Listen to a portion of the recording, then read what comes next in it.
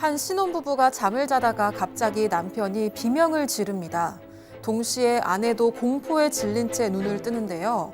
부부는 무언가에 쫓기듯 급하게 집을 빠져나갑니다. 대체 이 집에선 무슨 일이 벌어진 걸까요? 자, 가족 여러분들, 오늘 이 제보 좀 주목해 주십시오. 저도 진짜 이거 궁금했습니다. 자, 행복해야 할 신혼집이 공포의 집으로 바뀌었다. 일단 제보자분의 말씀을 바탕으로 재구성할 수밖에 없습니다. 지금 이거 검증할 수 있는 방법이 없어서. 왜냐하면 제보자분이 30대 남성이고 결혼한 지 3개월 정도 좀 신혼 부부입니다. 그런데 신혼집으로 이사를 가고 나서부터 집에 가면 이슬이슬 한기가 들고 춥고 보일러를 아무리 세게 틀어도 한기가 가시지 않았다라는 겁니다. 막 닭살이 닫을 정도였고, 아내분은 심지어 집에서 향냄새가 난다라는 거예요. 그리고 아내나 남편 둘 다 악몽을 꾸고 가위에 눌리는 일이 많았다고 하고요. 어느 날인가는 남편분이 밤에 자다가 화장실에 가는데 소파에 어떤 검은 형체가 저렇게 앉아있는 그런 모습까지도 봤다라는 거예요. 근데 이게 지금 어떻게 검증할 수 있는 방법이 없잖아요. 그래서 두 사람도 이게 우리가 신혼초고 스트레스를 많이 받아서 그런 거다, 이렇게 생각을 했답니다. 자, 이어서 전해 주시죠. 네, 그리고 또 좀 찝찝한 일들이 더 있었는데요. 바로 이웃들의 시선이었습니다. 부부가 이웃들에게 인사를 건네면 좀 불편해하면서 피했대요. 그리고 동네 상가에서도 아파트 이름을 이야기하면 좀 흠칫하면서 이상한 반응을 보였다고 합니다. 그러던 어느 날 이 아랫집으로 가야 되는 택배가 잘못 배송이 됐는데요. 그래서 남성은 아랫집 문 앞에 휴대전화 번호와 물건을 보관하고 있다, 이런 메모를 남겨뒀습니다. 그리고 이틀 뒤에 이 아랫집 아주머니가 물건 맡아줘서 고맙다면서 찾아왔고 대화를 나누게 됐는데요. 그런데 아주머니가 갑자기 그 집에서 사는 거 괜찮냐, 이런 좀 뜬금없는 질문을 던졌습니다. 위층 아저씨 그 집 사는 거 괜찮아요? 네. 이렇게? 네, 그래서 남성이 안 그래도 자꾸 밤잠을 설친다, 이 집에 무슨 문제라도 있냐, 이렇게 얘기를 했는데 좀 난처한 표정을 지으면서 말 못한다, 다른 사람한테 물어보라면서 황급하게 말을 돌렸다고 합니다. 그 집에서 사는 거 괜찮수? 그래서 왜요? 무슨 일 있어? 난 말 못해. 그럼 처음에 얘기를 꺼내질 말았어야죠. 네. 근데 끝까지 이제 끈질기게 추궁을 해서 이유를 알아냈어요. 왜냐하면 이 신혼부부가 이사 오기 전에 그 집에 살던 사람이 스스로 목숨을 끊는 일이 있었던 거예요. 그래서 이제 그때 경찰도 오고 뭐 동네가 다 뒤집혔었다고 해요. 그런데 이 집주인이 그냥 일부만 몇 개 수리를 하고 바로 사람을 구해서 이제 세입자를 찾은 거예요. 그게 이제 이 부부인 겁니다. 그러니까 동네 사람들이 다 수근수근 되면서 완전 강심장이다, 강심장, 막 이렇게 얘기했는데 이 부부는 모르고 온 거예요. 그런데 이 아래쪽 아주머니가 뭐라고 얘기하냐면요, 그 일 이후에 위층에 아무도 없는데도 새벽마다 쿵쿵거리던 소리가 났다. 그래서 내가 너무 무서워서 결국 나는 집을 내놨다. 아이고. 그리고 나는 요즘 딸네 가서 살고 있다라고 얘기를 했습니다. 자, 이게 뭐 과학적인 검증이 좀 어려운 그런 내용입니다만, 실제 저희가 이제 이 제보자께서 이런 상황을 겪고 있다고 하셔서 저희가 전해드리고 있는데, 자, 전에 살던 세입자가 스스로 생을 마감한 바로 그런 어떻게 보면 사건이 벌어졌던 현장이잖아요. 자, 그런데 이 제보자 신혼부부입니다. 만약에 이분들이 그런 좀 어떻게 보면 불미스러운 일이 있었다는 걸 진작에 알았다면 여길 왔겠습니까? 그렇죠. 만약에 그것을 고지를 했다면 집주인이나 뭐 중개인이나 안 왔을 가능성이, 왜 깨름칙하잖아요. 안 왔을 가능성도 있는데, 일단은 집주인이나 공인중개사나 아무도 이 얘기를 하지 않았다고 합니다. 그래서 전화를 했대요, 집주인한테.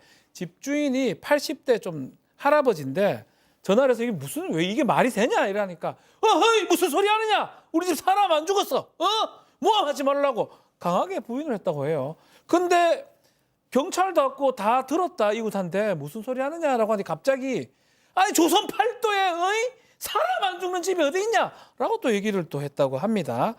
남성 입장에서는 너무 깨름직하고 이러니까 이사 가겠다, 전세금 빼달라고 요청했고, 그러니까 이 집주인이 계약 위반이다, 끝날 때까지는 절대 못 준다라고 얘기를 했다고 합니다. 그러니까 전세금 내놔라. 네. 이 집주인은 계약 기간까지는 그냥 니들 살아라. 못 돌려준다. 자, 그런데 이제 이 신혼부부 제보자가 말이죠, 진짜 영끌을 해서 이사를 오셨다는 거죠. 이거 그 일단 뭐 집주인이 이렇게 나오니까 일단은 참고 좀 견디셨던 모양이에요. 네, 맞습니다. 당장 옮길 수가 없으니까 그래서 일단 절대 혼자 집에 있지 않았습니다. 출퇴근 시간도 맞춰서 함께 이동을 했고요. 집안에 있을 때는 이 TV를 항상 불교 방송이나 기독교 방송을 켜두고 찬송가나 목탁 소리를 켜뒀다고 합니다. 종교가 없었던 부부였지만 집안 곳곳에 이 십자가와 염주도 뒀다고 하고요. 그런데 최근 부부가 함께 잠을 자는데 남성이 가위에 또 눌렸습니다. 누군가 안방 문을 두드리는 소리가 들렸고 주먹으로 쿵쿵 치기 시작을 하더니 발로 쾅쾅 마치 문을 강제로 열려는 듯한 상황이 벌어졌다고 해요. 그래서 남성이 안 돼라고 소리를 지르면서 잠에서 깼는데 그 순간 아내도 동시에 눈을 떴습니다. 왜요? 이렇게 알고 보니까 이 동시에 이 문을 강제로 열리려는 것 같은 가위에 눌렸던 건데요. 그래서 이 공포에 질려서 이 부부는 급하게 짐을 싸고 그대로 집을 뛰쳐나왔던 겁니다. 야, 정말 도저히 이게 사람이 살 수 없는 집이었다라는 게 이분들 얘기인데요. 자, 제보자 이 남편분의 얘기 직접 들어보시죠. 어떻게 이렇게 밑에서 보일러 이렇게 깼는데도 위에가 이렇게 춥지? 그러고 나서 막 온통 이걸 얼굴까지 덮고 이러고 잤었는데 자꾸 이상한 꿈을 꾸고 그리고 위에 사람들한테 자꾸 저하고 똑같은 얘기를 하거든요. 가위 눌리고 막. 네, 그래서 제가 거기서 잠 안 잡니다. 근데 집에서 무서워가지고 못 있겠어요. 자, 박 변호사님. 예. 아, 근데 정말 뭐 그냥 당사자가 아닌 분들이 보시기에는 네. 그냥 뭐 에이 뭐 이럴 수도 있지만 이분들 되게 심각하십니다, 지금. 그렇죠. 문제가 있어요. 임신을 했다고 해요. 아이를 가졌다고 하고 그래서 뭐 찜질방으로 전전하다가 지금 월세 단칸방에 지금 가서 살고 있다고 하거든요. 왜냐하면 무서워요. 무서워서 거기 도저히 못 자겠어요. 가위 계속 눌리고. 그래서 다시 집주인한테 이거 좀 어떻게 좀 해주라. 내가 나가고 싶다라고 얘기를 하니까 뭐 방법 없다. 너 그 사람 죽은지도 몰랐다라고 하고 공인중개사도 좀 책임을 지거나 도와달라고 그렇죠. 하니까 공인중개사. 나도 몰랐다. 난 상관없다라고 얘기를 하고 있는 상황입니다. 그래서 지금 이 아마 알았던 것 같은데 이게 핑계를 대는 것 같거든요. 일단은 수리업자를 만났다고 해요. 다 알고 있었다고 하는데 일단 부동산이나 아니면 집주인은 모른다고 하고 있는 그런 상황입니다. 자, 그럼 여기서 별별 상담소 오늘의 궁금증 짚어보죠. 자, 전 세입자의 죽음을 비밀로 한 집주인 사기죄로 처벌할 수 있을까요?라고 묻고 계시는데 양 변호사님, 제가 정말 일본 옆 나라 일본 말이죠. 이걸 사고 물건이라고 한대요. 이런 거를 이게 자연사 외에 죽음이 있는 그런 부동산 집 같은 경우는 3년 동안 고지의 의무가 있답니다. 저희는 그걸 법적으로 고지 의무가 있다고 정해놓지는 않은 걸로 알고 있습니다.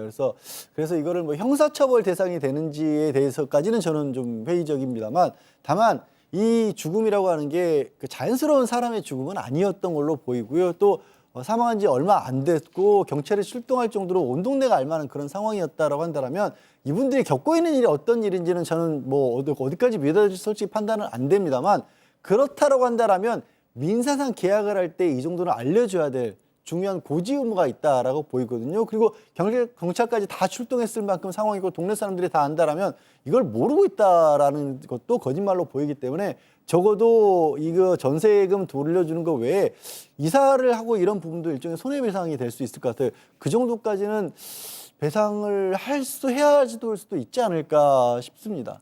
박 변호사님. 고지를 해야 될 것 같아요. 뭐 다른 데는 몰라도 어차피 또 알려질 것 같기도 하고요. 고지를 한다는 게 그렇기 때문에 좀 저렴하게 한다든지 뭐 그런 것들이 연결이 된다고 보거든요. 특히 사고가 났다고 근데 실제로 보이니까. 예. 뭐 금매로 내놓거나 이런 경우는 왕왕 있거든요. 저 그러면 또 물어보기도 하죠. 그렇죠. 왜 이렇게 싸냐 맞아요. 시세에 비해서 물어보면 그런 일이 있었다면 받아들이는 사람은 오케이 싸도 좋다. 뭐 그렇죠. 귀신 난 안 믿는다. 가는 사람도 있는데 문제는 이 신혼부부들은 이 두 사람은 상당히 그거에 대해서 예민하게 또 깨름직하게 받아들이는 사람이기 때문에 조금 얘기를 했었어야 되고 특히 이제 시세의 보증금하고 그 차이들을 좀 봐야 될 것 같아요. 같이 만약 했다 그러면 지금 좀 문제가 있는 거 아니야? 뭐 그렇다고가 저도 마찬가지로 형사처벌할 수 있는 상황은 아닌데 사기라고 보기엔 좀 어려워요. 또 이 계약 취소할 수 있는 뭐 착오에 의한 취소 이런 것도 중요 부분이라 보기는 어렵습니다. 예컨대 목적물에 뭐가 잘못돼야 되지 그것은 극단적인 어떤 그런 게 있었다 해가지고 그게 중요 부분 착오라 보기도 어렵거든요. 판례상으로 봤을 때는 그런 판례도 없고요. 그래서 그래 되진 않지만 알려주는 게 필요하지 않을까 생각을 해봅니다. 아, 교수님 뭐가 됐든 이 걱정되는 게 이 사연자의 아내분이 임신 중이어서 그러니까요. 우리가 이제 플라시보 효과다 그러면 그냥 설탕 한약을 주면서도 이게 강력한 진통제예요라고 얘기하면 막 몸이 낫는 것 같이 그 플라시보 효과의 반대가 노시보 효과라 그래서 몸에 별로 해롭지 않은 치료나 약을 줬는데도 이게 해롭다라고 생각하면 정말로 부작용이 일어나거나 악화가 되거나 구토증이 일어나거나 막 이렇게 되거든요. 이게 이제 심리적인 것의 힘인데 이 안에도 이게 정말 뭐 귀신이 있는지 없는지 뭐 이런 건 모르겠지만 이미 너무나 불안하고 공포스럽고 이런 상태에서 사실 몸에 다 악영향을 줄 수가 있어요. 그래서 충분히 저는 이 둘의 마음을 이해를 할 수 있을 것 같고요. 도의적으로 양심적으로는 좀 지금이라도 좀 나갈 수 있게 해주셨으면 좋겠다라는 생각이 드네요. 자, 네, 매운 낙지볶음님 저런 건 미리 부동산에서 이야기해줘야 되는 거 아닌가요? 라고 하셨고요. A+님 도덕적 양심 아닌가요? 라고 하셨습니다.